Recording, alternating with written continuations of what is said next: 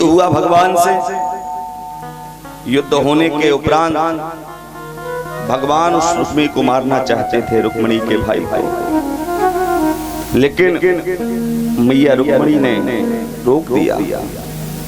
अरे कन्हैया गोपाल, इसको मत मारो, मेरा भाई है।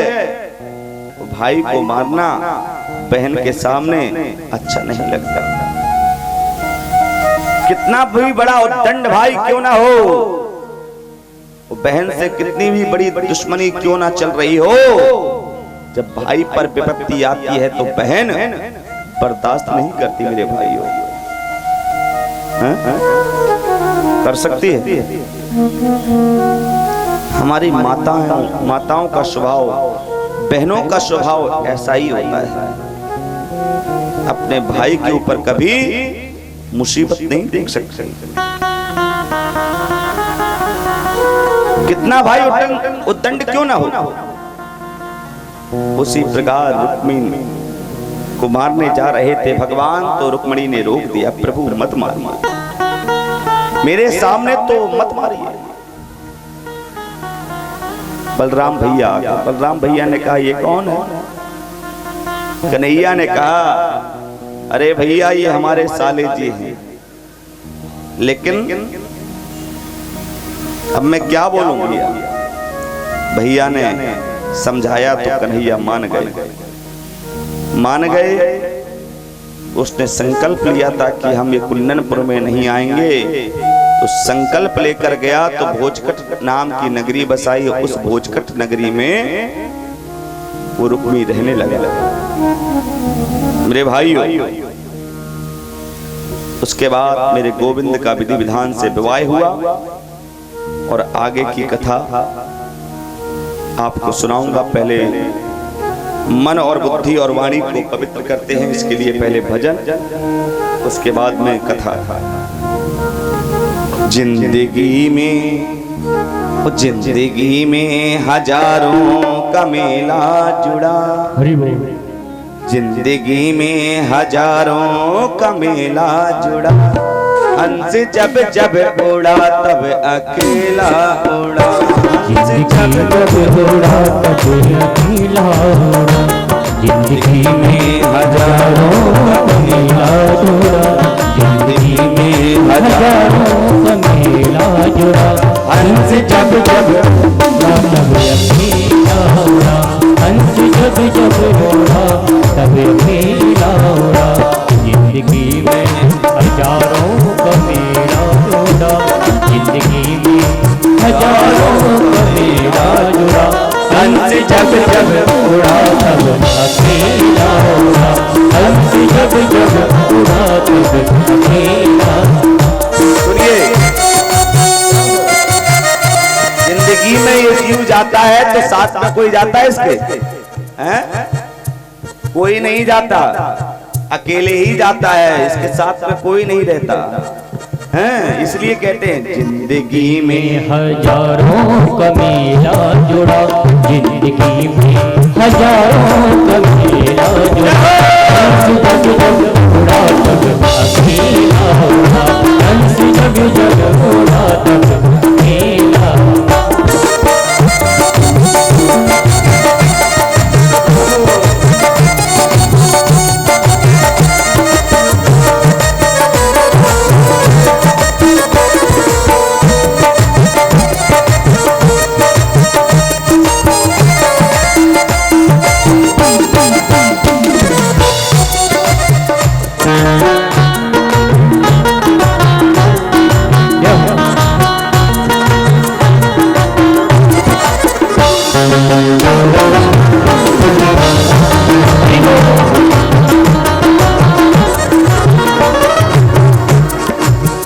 न बुढ़ापा रहा ना जवानी रही, न बुढ़ापा रहा ना जवानी रही। बस तू हर एक आनी बजानी रही, बस तू हर एक आनी बजानी रही। न बुढ़ापा रहा ना जवानी रही, बस तू हर एक आनी बजानी रही। पत्नी से भी पति से भी पति से न जोड़ा जुड़ा, पत्नी से भी पति का मनोरा जुड़ा।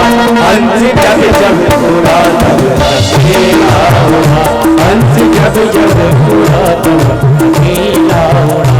जिंदगी में हजारों मेला हुआ, जिंदगी में हजारों मेला हुआ।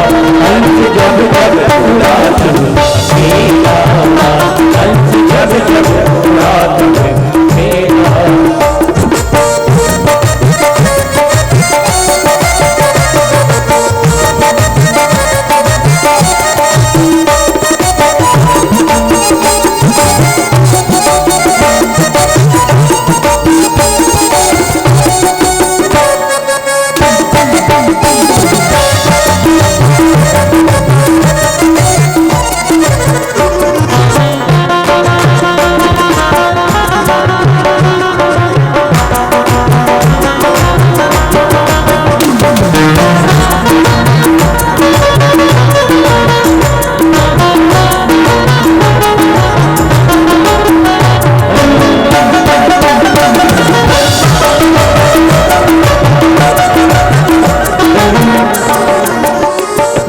जीवन पढ़े के पढ़े गए, जीवन पढ़े के पढ़े गए, वो नगीने जड़े के जड़े रह गए, वो नगीने जड़े के जड़े रह गए, वो नगीने जड़े के जड़े रह गए, वो नगीने जड़े के जड़े रह गए। वो काजी भोजन बड़े के बड़े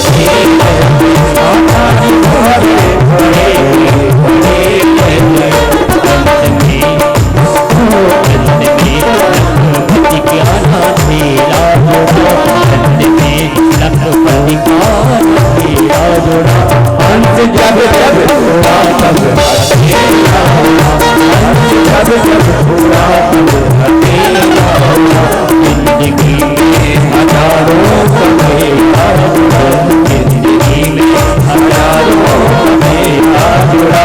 हंस जब जब उड़ा तब अकेला हुआ, हंस जब जब उड़ा तब अकेला हुआ, हंस जब जब उड़ा तब अकेला हुआ।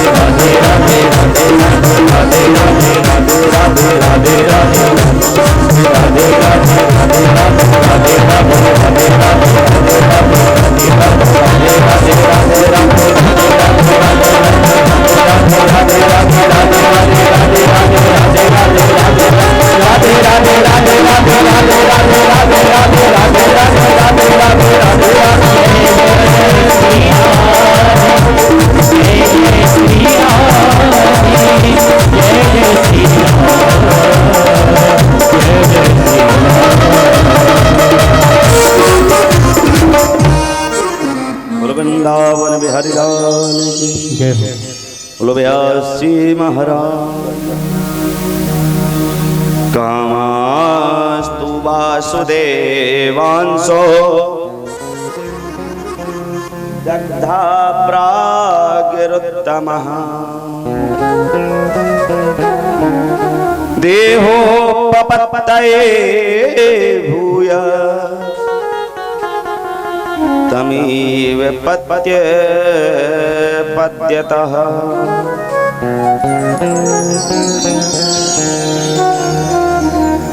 आचार्य सुखदेव जी महाराज कहते हैं, राजन देवो काम पद्यते, कहते हैं कामास्तु देव वांसो। ए राजन, जो ज्यादा बढ़ता है, ज्यादा प्रगति करता है, ज्यादा ऊंचाई पे जाता है, उसके शत्रु उतने ही अधिक होते हैं। शत्रुता का कारण केवल एक ही है कि आज हम एक किराए पर रह रहे हैं और किराए पर रहने के उपरांत हम पहुंच गए 10 महीने बाद अपने खुद के मकान पे, 2 साल बाद हमने बंगला खरीद लिया, 3 साल बाद हमने इतनी प्रॉपर्टी कर ली, कुछ पूछो ना है। ईर्षा हुई कि नहीं हुई? कौन ईर्षा करेगा? पड़ोसी। ईर्षा पड़ोसी करेगा ना। तो ये भी एक शत्रुता का कारण है। आपके शत्रु स्वयं उत्पन्न होते हैं।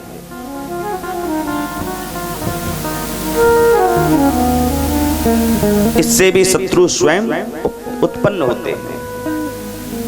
ईर्षा का मतलब कि इनके पास इतना कहां से आ गया, हमारे पास तो इतना है भी ना है। हम भी वही दाल रोटी खाते, ये भी वही दाल रोटी खाते हैं, लेकिन इनके पास पे इतना पैसों कहां से आ गए हो कि 3 साल में इन्होंने बंगला ही खरीद लिया। ये ईर्षा का एक कारण है। मुझे एक दृष्टांत मुझे याद आ रहा है, सुनाऊं कि नहीं? हाँ, एक गुरुजी थे। गुरुजी थे तो गुरुजी के 2 शिष्य थे। एक गरीब था, एक थोड़ा पैसे वाला था। जो गरीब शिष्य था बहुत सेवा करता था गुरुजी की, तो वक्त का भी भोजन उसको प्राप्त नहीं होता था। भाइयों, तो गुरुजी ने सोचा कि हमारा ये चेला बहुत सेवा करता है तो इसको कुछ दे दूं। तो गुरुजी ने एक शंख दिया। शंख देकर के कहा कि बेटा ये शंख ले जाओ और शंख को तुम प्रतिदिन बजाना, और बजा करके जो तुम मांगोगे वही तुमको मिलेगा। उस चेले ने कहा महाराज आप क्या कर रहे हैं, क्यों दे रहे हैं, मोह माया में मुझे क्यों पाल रहे हैं? नहीं तुमको लेना पड़ेगा। गुरुजी ने शंख दिया और उसके बाद क्या हुआ, दूसरा चेला आया, थोड़ा पैसे वाला था। दूसरे चेले ने कहा कि महाराज ये बताओ, उनको तुमने शंख दे दिया, हमको शंख नहीं दिया। गुरुजी ने कहा वो तो गरीब है, बालक है, इसलिए मैंने उसको दे दिया। तुम्हारे पास तो संपत्ति खूब है, तुमको क्या टेंशन है? नहीं गुरुजी मुझे भी चाहिए शंख। अच्छा हाँ। तो गुरुजी ने कहा देखो, एक शर्त पर हम दे सकते हैं शंख। एक शर्त पर हम दे सकते हैं शंख कि यदि तुम इसको बजाओगे और बजाने के बाद जो तुम मांगोगे वो तुमको अवश्य मिलेगा, लेकिन पड़ोसी को डबल हो जाएगा। पड़ोसी के पास डबल हो जाएगा वो चीज। ठीक है गुरुजी कोई बात नहीं, आप दो तो जरा सही। जो गरीब शिष्य था उसने थोड़ा थोड़ा धन मंगाया शंख के द्वारा। पड़ोसी ने सोचा इसके पास इतना धन कहां से आ रहा है, तो उसने भी बजाना चालू कर दिया। अब भैया उसके पास 10 लाख तो पड़ोसी के पास 20 लाख, उसके पास 1 मकान तो पड़ोसी के पास 2 मकान। ऐसी स्थिति बन गई मेरे भाई। अब वो इतनी ईर्ष्या करने लगा पड़ोसी से, उसने सोचा इसका क्या मैं करूं जो नीचे ही झुक जावे। ईर्ष्या का जो भरी रहती है, ऐंठ जो भरी रहती है, ऐंठ वो ऐसे नहीं निकलती जब तक अपना वो व्यक्ति कार्य पूरा न कर ले, लेकिन उसको ही हानि होती है। उसने भगवान की पूजा की और पूजा करके शंख बजाया कि महाराज मेरी पुकार को सुनो कि हमारी एक आंख चली जावे महाराज, एक आंख गायब हो जावे। क्योंकि उसने ये विचार किया था कि यदि शंख वो सामने वाले को डबल देता है तो हम अपना अहित कर रहे हैं, तो डबल उसका हो जाएगा तो उसका डबल अहित होगा, उसकी दोनों आंखें गायब हो जाएंगी। लेकिन ऐसा हुआ नहीं। क्यों? शंख बजाया, मांगा कि महाराज मेरी आंख, एक आंख चली जावे, और उसने सोचा पड़ोसी की दोनों आंखें चली जाएंगी, पड़ोसी जो हमारा है, तो उसकी दोनों तो गई नहीं पड़ोसी की, लेकिन उसकी एक चली गई। क्यों ऐसा? जो जिसके लिए ऐत सोचेगा, जो जिसके लिए गलत सोचेगा, उसका तो कुछ नहीं होगा, सोचने वाले का बहुत बुरा हाल होगा।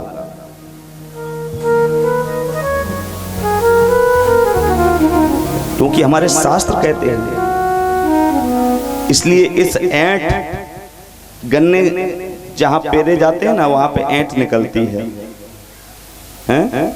तो ये ऐंठ, ये अहंकार, ये ईर्ष्या मत रखिए अपने अंदर। ये दूसरे के ऊपर नहीं कूदती, ये स्वयं अपने ऊपर ही आती है ईर्ष्या। मेरे भाइयों, शत्रुता का केवल एक ही कारण होता है कि हम बड़े पद पर पहुंच जावे। लेकिन बड़े पद पर पहुंच जाओ, लेकिन भगवान को कभी भूलो नहीं। दुख में तड़पो मती, सुख में फूलो मती, प्राण जाए मगर नाम भूलो मती। मुरली वाले को मन से रिझाते चलो, कृष्ण गोविंद गोपाल गाते चलो। दुख में सुमिरन सब करें, सुख में करे न कोई। जो सुख में सुमिरन करे, तो दुख काहे को होए। मेरे भाइयों, संसार का ऐसा नियम है कि हम दुख में ही परमात्मा को याद करते हैं, सुख में कतई नहीं करते। करता है कोई? लड़कों का विवाह हो जाए, लड़की का विवाह हो जाए, कहो कि भागवत करा लो यार, 3 लाख कहां से आएंगे? अरे लड़के की शादी के लिए आ गए 3 लाख, तो भगवान की कथा के लिए क्यों नहीं आएंगे? जब इस कथा का आयोजन रखा था, जब कितना पैसा था? केवल 26,000 रुपए था। मेरे भाइयों, 26,000 रुपए था। 26,000 से कोई आयोजन इतना लंबा हो सकता है? नहीं हो सकता। विश्वास था। कहां से?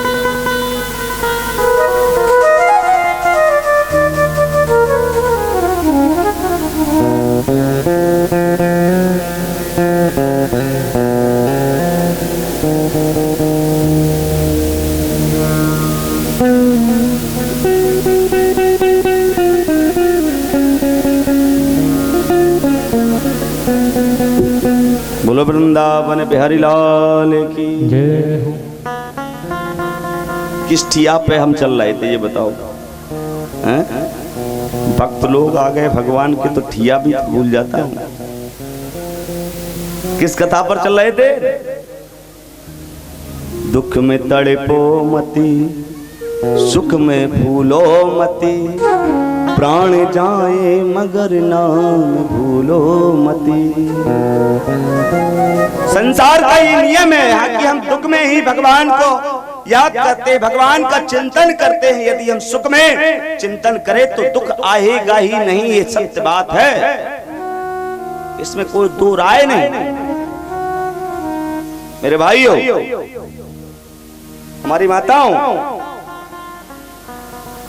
यदि परमात्मा का हम चिंतन करते रहें तो कुछ भी नहीं हो सकता। अरे भागवत के लिए सबको प्रेरणा देते हैं कि भागवत सुनो, भागवत सुनो, लेकिन बहुत लोग ऐसा कहते हैं कि अरे क्या सुने वही पंडित जी हैं। ऐसे ऐसे नास्तिक लोग हैं कि भगवान को नहीं मानते। भगवान को जो नहीं मानता वो नास्तिक हुआ ना। भगवान, भा कहते हैं भूमि को, गा कहते हैं गगन, वा कहते हैं वायु को, और अकार आ गया, वा के आगे अग्नि, ना माने नीर। ये भगवान हमारे शरीर के अंदर व्याप्त है। भगवान तो हम कहते हैं भगवान है ही नहीं। क्यों नहीं है भगवान? चित जल पावक गगन समीरा, ये 5 तत्व आपके शरीर में है, तो भगवान भी इस शरीर के अंदर व्याप्त है, लेकिन ढूंढना पड़ता है। बहुत लोग ऐसे होते हैं कि महाराज मैं नहीं मानता हूं भगवान को। कौन होता है भगवान? कर्म ही सबसे बड़ा है। अरे काय का कर्म बड़ा है? कर्म तभी सफल होगा। कर्मणे जायते जंतु कर्मणे विलीयसे सुखम दुखम भयम क्षेमम कर्मे पाद्य पद्यते। कर्म तभी सफल है, भगवान का चिंतन करें और चिंतन के बाद अपना मेहनत करें, कर्म करें। अरे किसान क्या खेत में बीज बोता है, बीज बोता है तो वो देखता है, बीज बोता चला जाता है। जब फसल तैयार हो जाती है तो चैत्र का महीना काटने का होता है और बरसात गिर पड़ती है तो पूरी फसल नष्ट हो जाती है। क्या उसने कर्म नहीं किया? बोलिए हाँ कि ना? कर्म नहीं किया, कर्म किया है, लेकिन परमात्मा पे विश्वास नहीं किया। उसने परमात्मा के लिए युक्ति नहीं लगाई।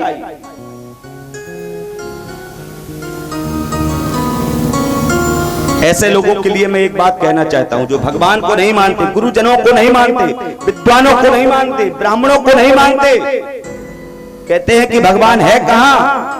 ये बताइए। तुम जब पैदा होते हो, जब पैदा होते हो तुम माँ से पूछते हो माँ पिता कौन है, पिताजी कौन है, पापा कौन है? तो माँ क्या कहती है? अंगुली पकड़ा देती, बेटा पापा ये है।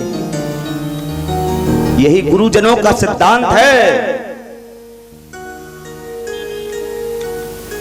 कि भगवान की कथा श्रवण कराना भक्तों को, उनको विश्वास दिलाना। जिस प्रकार से माँ अपने बेटे को बता देती है कि पापा ये है बेटा तुम्हारे, या वो माता किसी दूसरे को बता दे तो माँ पर विश्वास है, भगवान पर नहीं। माँ के कहने से तुम पिता को मान सकते हो और गुरुजनों के कहने से भगवान को नहीं मान सकते।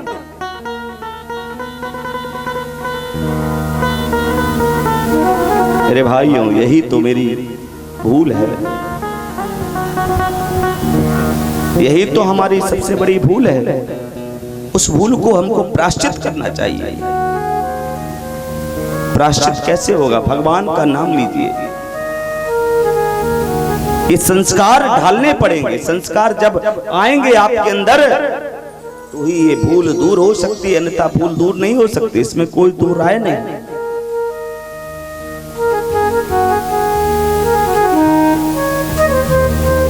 परमात्मा का चिंतन करेंगे तो हमारे स्वीकार सफल होंगे। आगे भगवान का विवाह हुआ रुक्मिणी के साथ में, लेकिन पहले पुत्र का जन्म हुआ जिसका नाम है प्रद्युम्न। प्रकष्ट दोमनः प्रकाशा यस्य प्रद्युम्नः, जिसके जीवन में सुंदर प्रकाश हो, सुंदर संस्कार हो, वही प्रद्युम्न है, वही प्रद्युम्न है। लेकिन कृष्ण के शत्रुओं की कमी नहीं है। एक दुष्ट राक्षस आया, संबरासुर नाम का राक्षस आया, भगवान के द्वार पर गया और द्वार पर जाकर के अंदर प्रवेश कर गया प्रसूत का गृह में, और प्रसूत का गृह में जाकर के भगवान के पुत्र को चुराकर आकाश से समुद्र में फेंक दिया। समुद्र में फेंका तो मछली निकल गई। मछली जब निकल गई मेरे भाइयों, तो उस मछली को मछुआरों ने पकड़ा, लेकिन पकड़कर फिर वापस संबरासुर के घर भेज दिया उस मछली को। उस मछली को चीरा तो उसमें से एक बालक निकला और बालक सम्रासुर के घर पर पल रहा है। सम्रासुर के घर पर कार करती थी रति, जो विद्यावती उसका नाम है। संत नारद ने उससे कहा कि ये तुम्हारा पति है, ये तुम्हारे पति हैं। आज ये तुम्हारे पति हैं, जो तुम्हारी गोद में जो बालक खेल रहा है वो तुम्हारा कैसे हुआ पति? ऐसे हुआ जब शिवती सर नयन उघारा,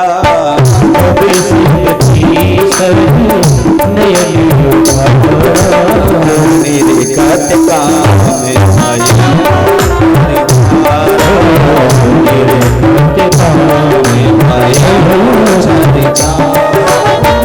जब शिवती सर नयन उघारा, जब शिवती नयन उघारा, मेरे कटका में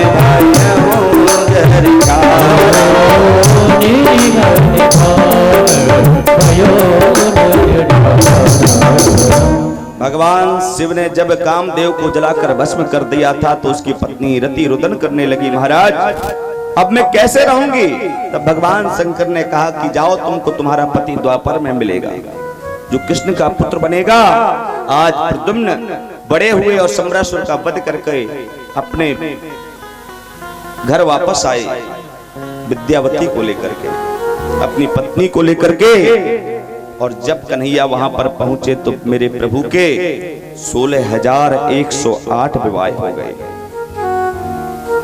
अरे भाइयों, भगवान का दूसरा विवाह भालू की बेटी के साथ हुआ। ये बच्चों को यहां से उठा दो, हैं उधर पीछे करो,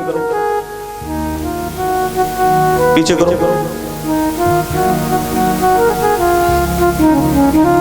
बैठना है तो शांति से बैठी बेटा है। और हमारे कार्यकर्ता बंधुओं से अनुरोध है कि जो हमारे नवयुवक कार्यकर्ता हैं वो थोड़ा माताओं को पीछे की तरफ बैठा लें, और भाइयों से ये भी कह दें कि इधर साइड में ही बैठे भाई लोग, क्योंकि फिर आपको उठाने में दिक्कत होगी। कोई बैठ जाता है तो उठाने में परेशानी होती है, सबको अच्छा भी नहीं लगता उठाना है। हमारे भाई लोग इधर बैठे थोड़ा और माताओं को पीछे बैठाते रहें, आगे जगह नहीं है बिल्कुल।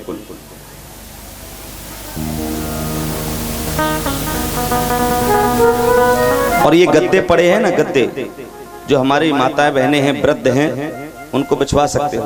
भदौरिया जी के साथ में परीक्षित महाराज चिंतित पड़ गए, महाराज ये मेरी समझ में नहीं आता कि भालू की बेटी भगवान की पत्नी कैसे बनी। सुखदेव जी महाराज कहते हैं, राजन परीक्षित, द्वारका में एक राजा आए हुए थे जिनका नाम था सत्राजित। सत्राजित नाम के राजा थे और बड़े प्रतापी महाराज थे। इतना शोरगुल हो रहा है।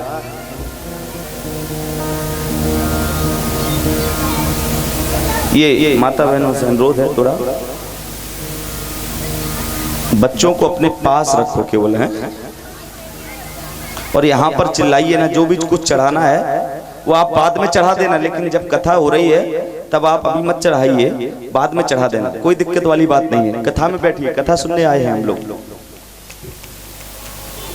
आप मंडप के पास, मंच के पास चिल्लाओगे तो परेशानी होती है भगवान की कथा कहने में।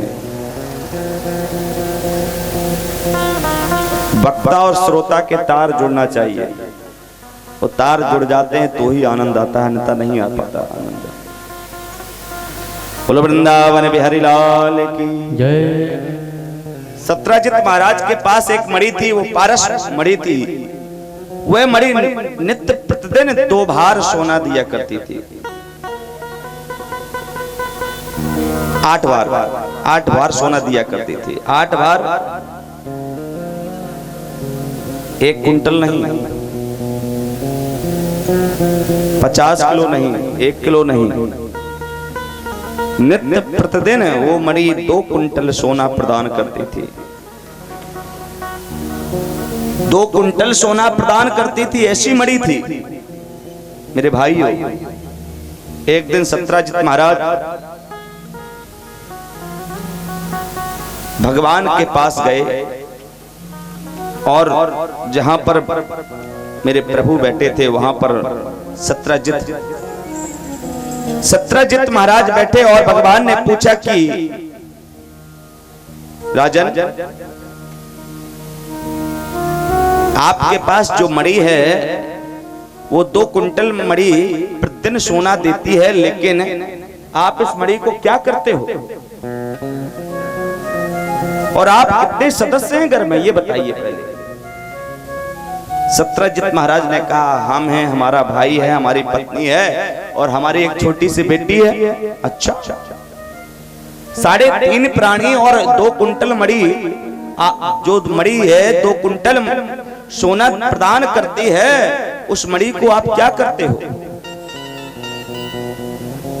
ये मणि हमारे खजाने में दे दो, जो हमारे खजाने में परेशानी होगी, हमारे यहाँ पर दुर्भिक्ष पड़ेगा, तब इस मणि से सहयोग मिल जाएगा। सत्राजित महाराज ने तुरंत मना कर दिया, तुरंत मना कर दिया, महाराज क्षमा करिए, मैं इस मणि को नहीं दे सकता। भगवान ने कहा, आपकी वस्तु है, आप जानो, आपका काम, चलो कोई बात नहीं। सत्राजित महाराज चले गए।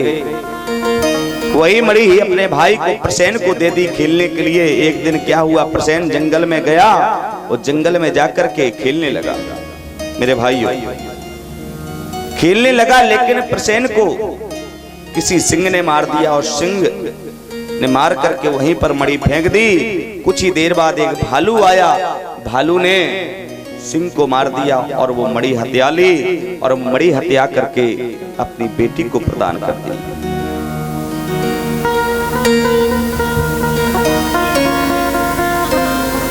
बेटी को प्रदान कर दे। लेकिन मेरे भाइयों क्या हुआ, सत्राजित महाराज ने प्रचार किया कि अरे मेरे भाई की मृत्यु किसने की है, मेरे भाई को किसने मारा है। लेकिन सोचते सोचते उसको ये उसका विचार जागा कि कहीं ऐसा तो नहीं परसों मुझसे कृष्ण मुझसे मणि मांग रहे थे, तो उन्हीं ने मार दिया हो और मणि ले ली हो। इस प्रकार से सत्राजित सोचता है और भगवान के कानों में ये आवाज पहुंची। चोरी की तो भगवान को रहा नहीं गया, अपने गुरु के पास गए और पास में जाकर के प्रार्थना की, महाराज मेरी जो कुंडली है वो देखिए, मुझे इतना बड़ा कलंक लगा है महाराज। मेरे भाइयों, काजर से भी कोई कारी वस्तु है तो कलंक है। भगवान किसी को कलंकित ना करे। लेकिन क्या हुआ, भगवान की कुंडली देखी गर्गाचार्य ने और कहा कि हे कृष्ण, तुमने चौथ का चंद्रमा देखा है तो इसलिए तुमको ये कलंक लगा है। चौथ का चंद्रमा देखते हैं ना, भादों की चौथ का चंद्रमा देखते हैं तो क्या होता है, कलंक लगता है। और उस चंद्रमा को देख लिया, उसके बाद टोटका मिटाने के लिए उस टोटके भी करते हैं। गांव का नियम था, हम छोटे छोटे थे तो लोग वाग पत्थर फेंकते थे, देख तो लिया था, उसको शगुन को दूर करना है, शगुन करना है तो पत्थर फेंकते थे। वही चौथ का चंद्रमा मेरे कन्हैया ने देखा तो आज कन्हैया के ऊपर बहुत बड़ा कलंक लगा। कन्हैया ने कहा कि हम महाराज हुसैन की जो मणि है वो खोज कर ही मानूंगा। मेरे प्रभु गए जंगल में, जहां प्रसेन मरे पड़े थे वहां पर सिंहों के निशान देखे, और जहां पर सिंह मरा पड़ा था वहां पर एक भालू का निशान देखा। भालू के निशान को देखते देखते मेरे गोविंद भालू की गुफा में घुस गए, प्रवेश कर गए। मेरे भाइयों, जैसे ही प्रवेश किए मेरे गोविंद तो क्या हुआ, भालू से बहुत भयंकर युद्ध हुआ। आज जामवंत जी समझ गए, अरे मेरे प्रभु रघुवर रामचंद्र आप हो, ऐसा समझ गए। क्यों? राजा ने पूछा, महाराज मेरी समझ में नहीं आता कि द्वापर में ये जामवंत जी कैसे, कुछ मांगा तुम भी मांग लो मेरे से। जामवंत जी ने कहा, महाराज हम ये चाहते हैं कि रावण की सेना में मेरे समान कोई योद्धा नहीं था, और मैं ये देखना चाहता हूं कि मेरे प्रभु में कितनी शक्ति है, कितना बल है। भगवान ने कहा, देखो जामवंत जी, ये तो मर्यादा के अनुकूल नहीं है, और तुम्हारी आकांक्षा है, मैं इस आकांक्षा को पूर्ण करूंगा। जाओ, तुम्हारी आकांक्षा को मैं जब कृष्ण बनकर द्वापर में आऊंगा तब तुम्हारी ये आकांक्षा को पूर्ण करूंगा। आज वही जामवंत जी हैं, तो भगवान मेरे द्वारकाधीश ने नस नस ढीली कर दी उनकी। आज उन्होंने प्रार्थना की, महाराज आप इस मणि को भी ले जाइए और मेरी पुत्री को भी। इसलिए भगवान का दूसरा विवाह जामवंती से हुआ। सत्रजित को मालूम पड़ा कि मैंने भगवान को कलंकित किया है। वह माफी मांगने आया और आकर के कहा, महाराज मुझे माफ करना, मैंने तुमको कलंकित किया है। भगवान ने कहा, चलो कोई बात नहीं, जाओ ये लो मणि आपकी। आज मेरे प्रभु ने मणि उस लौटा दी, लेकिन सत्रजित महाराज ने उस मणि को लिया नहीं और कहा, महाराज इस मणि को भी रखिए और हमारी पुत्री को भी रखिए।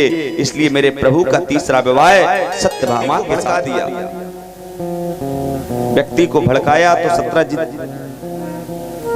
को उस व्यक्ति ने मार दिया, लेकिन जब भगवान को पता चला तो सत्यभामा के साथ में गए और जाकर के अक्रूर जी को दंडित किया, प्रताड़ना दी और अक्रूर जी से कहा कि इस मणि की सेवा तुम ही प्रतिदिन किया करो। भगवान अर्जुन के साथ में घूमने गए, लेकिन जब वन में पहुंचे तो वन में एक सुंदरी को देखा। अर्जुन ने सुंदरी से पूछा, आप कौन बहना? उस सुंदरी ने जवाब दिया, मैं यमुना हूं कालिंदी। अरे किस लिए? अयम देवस्य सवितुर दुहिता पतिमिच्छति विष्णु वरेण्यम तप परममास्तिता। तप कर रही हूं भगवान को पाने के लिए। किसको? कन्हैया को। अरे वो तो मेरे रक्त में है। आज अर्जुन ने कालिंदी का हाथ कृष्ण के हाथ में थमा दिया और मंत्र पढ़ दिया। इसलिए भगवान का चौथा विवाह कालिंदी के साथ में हुआ। बिंद और अरविंद नाम के राजा थे, दोनों भाई थे, बड़े प्रतापी थे। दोनों की परम लाडली बहन थी जिसका नाम था मित्रवृंदा, और भगवान का पांचवा विवाह मित्रवृंदा से हुआ। इस प्रकार से नग्नजित नाम के राजा थे, बड़े बलशाली थे। उनके बैल थे 2, उनके 7 बैल थे, लेकिन बैल इतने बलशाली थे, मनुष्य जैसे बुद्धिमान बैल थे। राजा ने कहा कि इनको यदि एक साथ में कोई नाथ देगा तो मैं अपनी बेटी उसको ब्याह दूंगा। इसलिए भगवान ने ऐसा किया और मेरे प्रभु का छठवां विवाह नग्नजिति के साथ हुआ। इनका नाम सत्या है। एक राजादी देवी हैं, राज संभालती हैं। स्वयं राजादी देवी की पुत्री का नाम था भद्रा। मेरे प्रभु का विवाह भद्रा के साथ में हुआ। ये 7वां विवाह है। मद्र देश के राजा की बिटिया का नाम था लक्ष्मणा, और ये लक्ष्मणा का 8वां विवाह मेरे प्रभु के साथ में हुआ। इस प्रकार से भगवान की अष्टपट रानियां हैं। अष्टपट रानियां हैं। आइए आगे की कथा बोलूंगा, लेकिन कुछ स्वागत करने के लिए पधारे हैं लोग। राजवीर शाक जो आज व्यासपीठ का स्वागत करने जा रहे हैं, अपने समस्त परिवार के साथ में पधारे हैं। और नाम क्या? विजेंद्र सिंह भदौरिया भी साथ में आए हैं।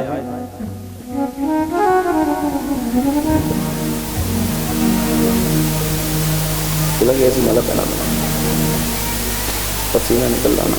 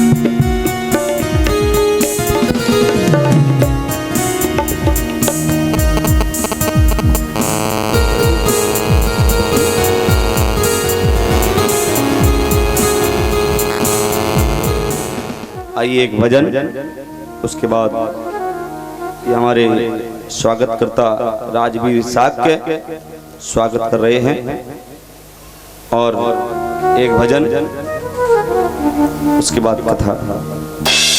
हमारी माता बहनें बिल्कुल शांति से बैठे।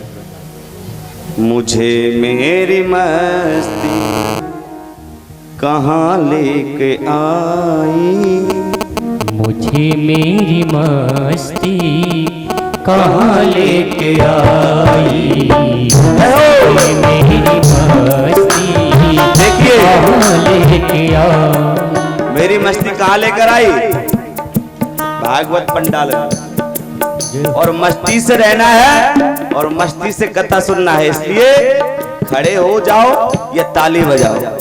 मुझे मेरी मस्ती कहाँ लेके आई, मुझे मेरी मस्ती कहाँ लेके आई, जहाँ मेरे अपने सिवा कुछ नहीं, जहाँ मेरे सिवा मस्ती कहाँ लेके आई, मुझे मेरी मस्ती कहाँ लेके आई।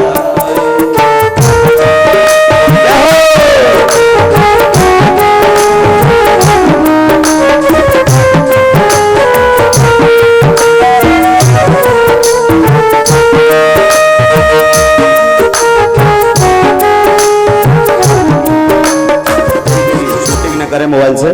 मुझे मेरी मस्ती कहाँ लेके आई, मुझे मेरी मस्ती कहाँ लेके आई, सुख है न दुख है, न सुख न कुछ भी, सुख है न दुख है, न सुख न कुछ भी, अजब है ये मस्ती, अजब है ये मस्ती, दिया कुछ नहीं, ये सागर ये लहरें, ये फैनी ये बूंदें, ये सागर ये लहरें, ये फैनी ये बूंदें, कल्पित है जल के, कल्पित है जल के, सदा कुछ नाई, मुझे मेरी मस्ती कहाँ लेके आई, मुझे मेरी मस्ती कहाँ लेके आई।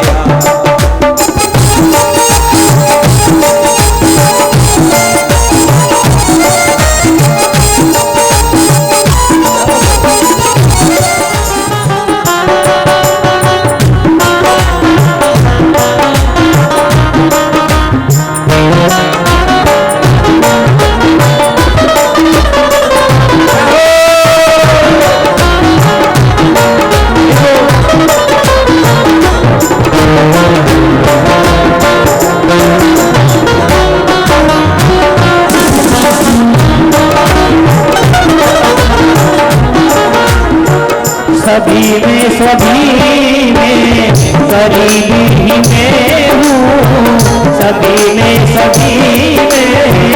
करीबी ही मुझ नाई, मुझे मेरी मस्ती कहाँ लेके आई, मुझे मेरी मस्ती कहाँ लेके आई, जहाँ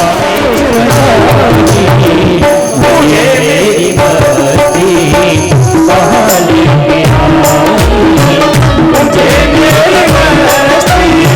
कहाँ लेके आई, मुझे मेरी मस्ती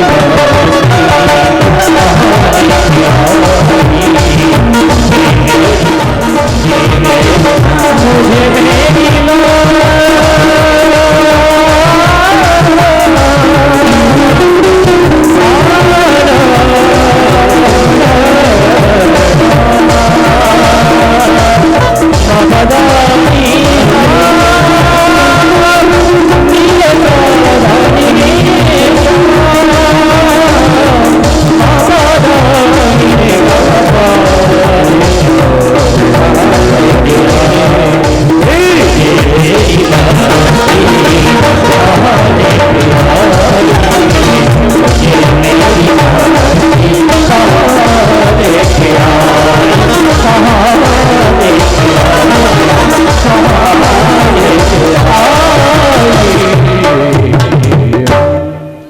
मुझे मेरी मस्ती कहाँ लेके आई, मुझे मेरी मस्ती कहाँ लेके आई, ये मस्ती वही है मेरे गोविंद की कथा में आज का मन लेकर आया है? ये मस्ती ही है मेरे प्रभु के चरणों में झुक गई है, और झुक गई है तो आप भी झुक गए हैं, तो इसलिए कथा पंडाल में बैठे राधे राधे बोलना पड़ेगा। आइए सत्या भाई, बड़े दिन बाद दर्शन हुए सत्या के, जोर से बोलना पड़ेगा और जोर से।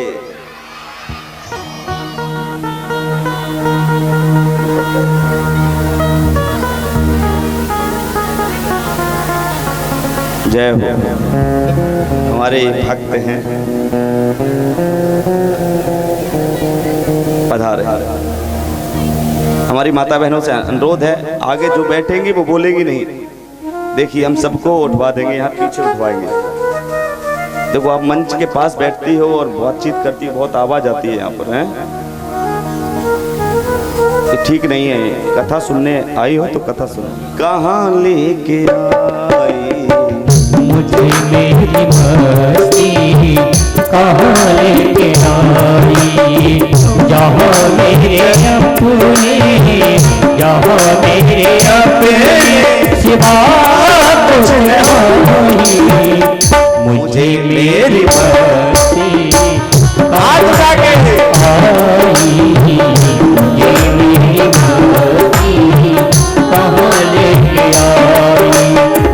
पता जब चला मेरी मस्ती का मुझको, पता जब चला मेरी मस्ती का मुझको, पता जब चला मेरी मस्ती का मुझको, सिवा मेरे अपने, सिवा मेरे अपने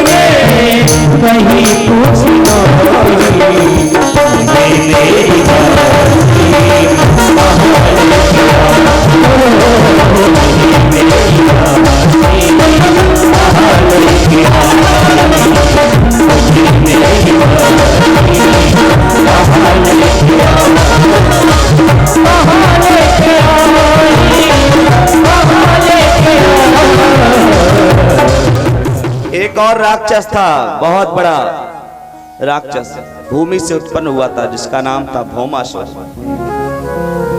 भौमासुर, देखिए उसके अंदर बल तो है, लेकिन जिस व्यक्ति के अंदर, जिस पुरुष के अंदर बल है, धन है, लेकिन विवेक नहीं है, तो वो बल धन सब पड़ा रह जाएगा, वो बर्बादी के कुल के लक्षण बन जाएंगे उसके। मेरे भाइयों, भौमासुर ने बल का दुरुपयोग किया। उसने सोचा कि कृष्ण ने 16,108 विवाह किए हैं, लेकिन मैं तो 20,000 विवाह करूंगा। 20,000 कन्याओं के साथ में एक साथ में विवाह करूंगा, ऐसा उसने सोचा। पीछे ही बैठ जाओ मैया, व्यास जी को चेहरों नहीं दिखेगा यहां आगे से। चलिए कोई बात नहीं। मेरे भाइयों, क्या हुआ? भौमासुर जो था बड़ा दुष्ट था, अहंकारी था। उसने सोचा कि मैं एक साथ में इन कन्याओं के साथ में विवाह कर लूंगा, क्योंकि मैं कृष्ण से ज्यादा विवाह करूंगा तो कृष्ण से पहले मेरी पूजा होने लगेगी।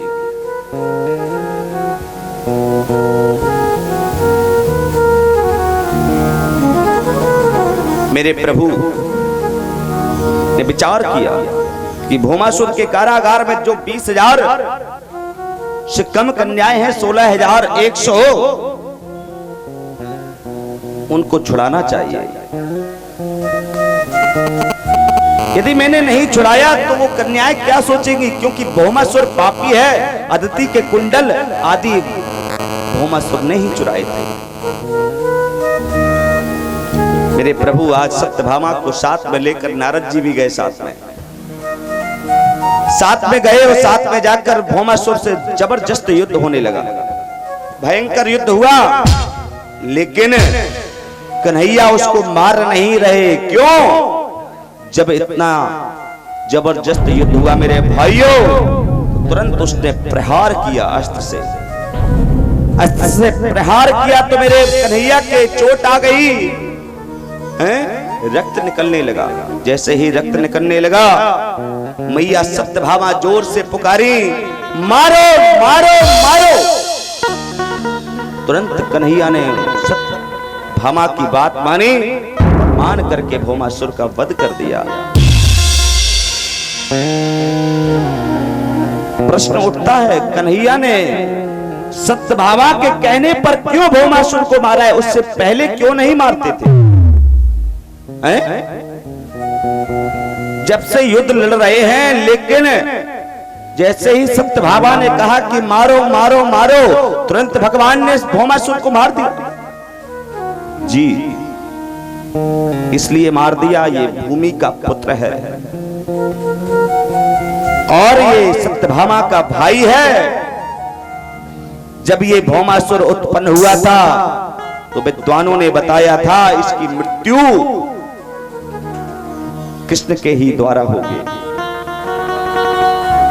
मैया पृथ्वी माता दुखी हुई और दुखी होने के उपरांत भगवान ने कहा कि मैया, आप या आपकी बेटी यदि कह देगी कि मारो मारो मारो 3 बार बोलेगी, तो ही मैं आपके पुत्र को मारूंगा, अन्यथा कभी नहीं मारूंगा।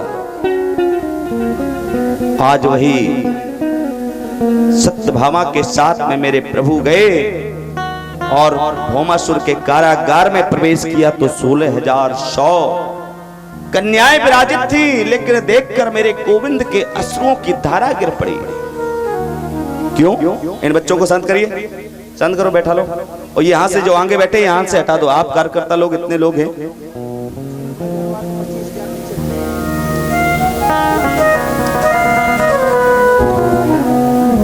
मेरे भाइयों,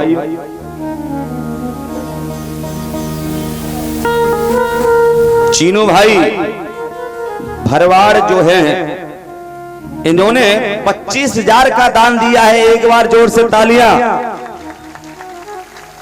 चेक दिया है। आजकल पैसे की कमी है, मोदी ने सब खेल खराब कर दिया, लेकिन चलो ठीक है, तो भी भक्तों की कमी नहीं है। ये सुनील केसरवानी के मित्र हैं, दूध वाले जो सुनील हैं उनके मित्र हैं, और इन्होंने बहुत बहुत सहयोग किया है। मैं उनको व्यासपीठ से बहुत धन्यवाद, आशीर्वाद, और हमेशा गोपाल जी की उन पर कृपा बनी रहे, ऐसा मैं विनती करता हूं प्रभु से। और बहुत ही सुंदर दूसरी बात, हमारे कुछ भक्त आए हैं, वो अनाउंसमेंट करेंगे हमारे आचार्य जी। अमराईवाड़ी से पधारे द्वारकाधीश नगर से ये मित्र मंडल है की ओर से 10,000 पत्तल व्यवहार की सौगात दी गई है। 10,000 पत्तल दिए गए हैं, और हमारे ये बहुत ही परम भक्त है। अमराईवाड़ी में कथा का आयोजन हुआ था, इस भक्त के ही द्वारा नींव रखी गई थी। देखिए, देख लो, ये संस्कारी बालक है। जितने ये ग्रुप खड़े हैं ना, ये बहुत ही संस्कारी हैं, और जो मैं एक बार कह दिया मैंने, वही मान जाते हैं। बहुत बड़ा आयोजन हुआ था।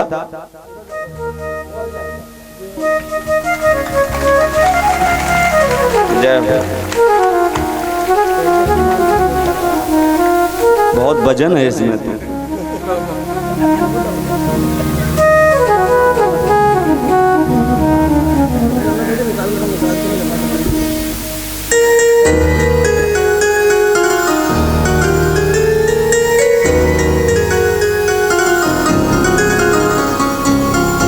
बिहारी लाल की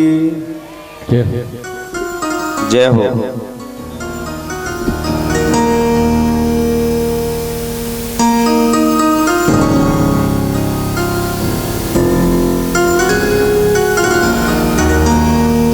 पत्तल का दान इन लोगों ने पहले ही पहुंचा दिया था।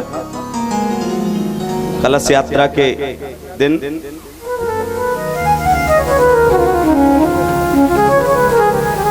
अभिषेक गुप्ता, आकाश राठौर, पंकज संखवार, और हमारे ये चेला के सुपुत्र आकाश संखवार।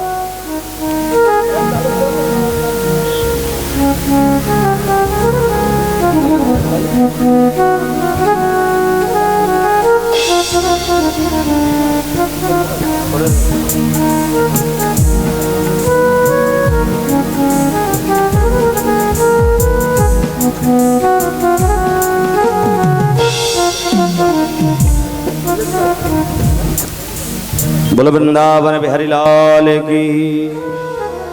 इन राजकुमारियों के कारागार में, भौमासुर के कारागार में प्रवेश किया। प्रवेश करते ही भगवान ने देखा कि 16,100 जो कन्याएं हैं, बड़ी बड़ी सुंदरियां, बड़ी बड़ी सुंदरियां हैं, लेकिन इन कन्याओं के लिए अब क्या होगा? भगवान ने कहा कि मैंने आपको यहां से रिहा कर दिया, आप जा सकती हो। उन कन्याओं ने कहा, महाराज अब मैं कहां जाऊं, ये बताइए। उन कन्याओं के सामने केवल 2 ही रास्ते हैं। पहला रास्ता यह है कि वो गलत रास्ते पर चली जाए, दूसरा रास्ता यह है कि आत्महत्या कर लें।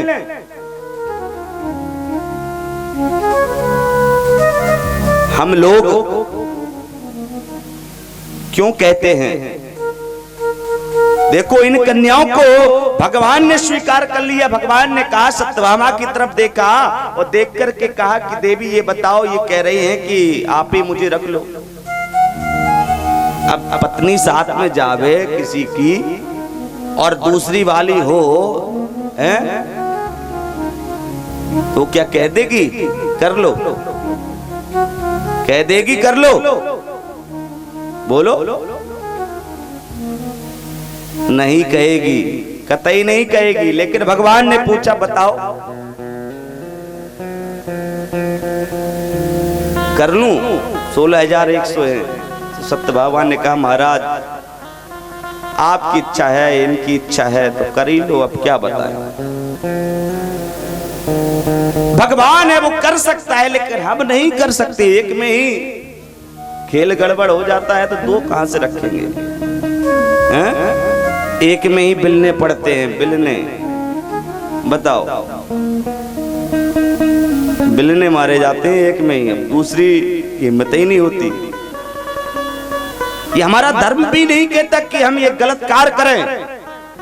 भगवान ने इसलिए किया कि कभी ये संसार में विकृति ना फैले। यदि विकृति फैलेगी तो दुराचार होगा, पापियों का प्रादुर्भाव होगा। मेरे भाइयों, मेरे प्रभु ने उन कन्याओं को अपना लिया। धन्य है।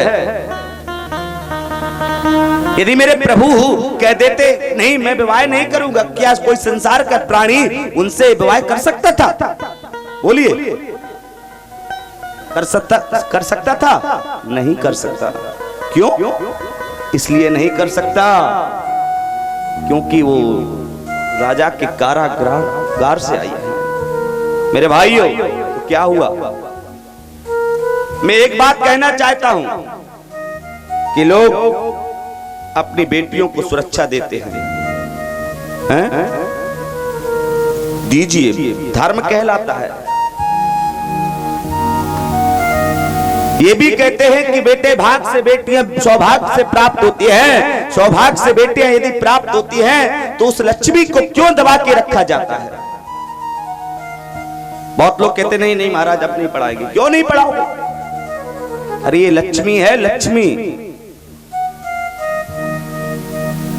जो सुख पुत्री दे सकती है, वो सुख कभी पुत्र कभी नहीं दे सकता। ये पुत्र सुख नहीं दे सकते।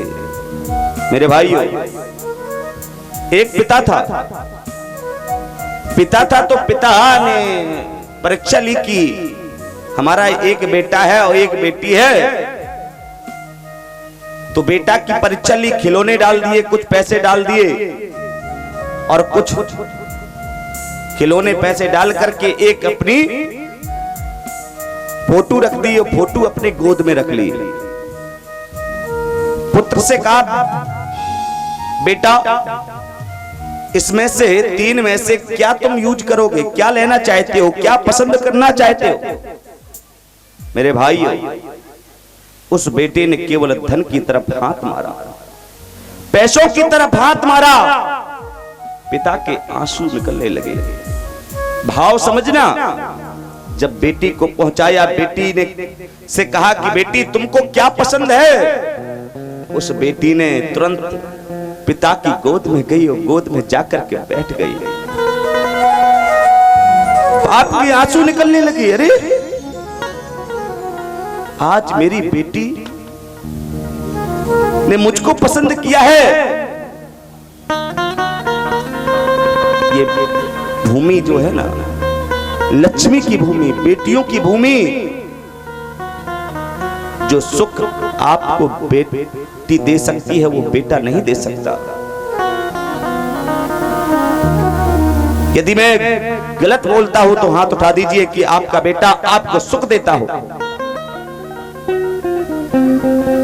संसार के बेटे सुख कतई नहीं दे सकते, लेकिन जो सुख दे सकती है तो बेटी दे सकती है। और बेटी को हम इतनी ताड़ना देते हैं आजकल। यदि बेटी एक दिन के लिए घर से निकल जावे तो कहते हैं, और अफवाह फैल जाती है कि हमारे कहां चली गई, कहां गई है। संसार के लोग अफवाह फैला देते, लेकिन बेटा चला जावे लेकिन 10 दिन के लिए तो कोई फर्क नहीं। अरे लड़का ही तो है, चला गया घूमने के लिए, क्या फर्क पड़ता है? यही तो हमारी एक सोच है। लड़की और लड़के में यही सोच रखते हैं। यदि जो लोग सोच रखेंगे उनके लिए ये ठीक नहीं है। जो सुख अपने पिता को बेटी दे सकती है वो सुख पुत्र नहीं दे सकता। एक पिता बहुत गरीब था और उसकी बेटी के विवाह के लिए बेटी के विवाह के लिए व्यवस्था करनी थी, लेकिन बेटी के विवाह के लिए व्यवस्था हो नहीं पाई। उस बेटी की मां ने कहा इसके लिए लड़का ढूंढिए। उसका बाप लड़का खोजने जाता, खोजते हुए कोई भी लड़का नहीं मिला। जहां भी जावे दहेज मांगे। बताइए, तो बाप दुखी होकर घर आया तो उसने सोचा मैं अपनी बेटी को कल मार ही दूंगा।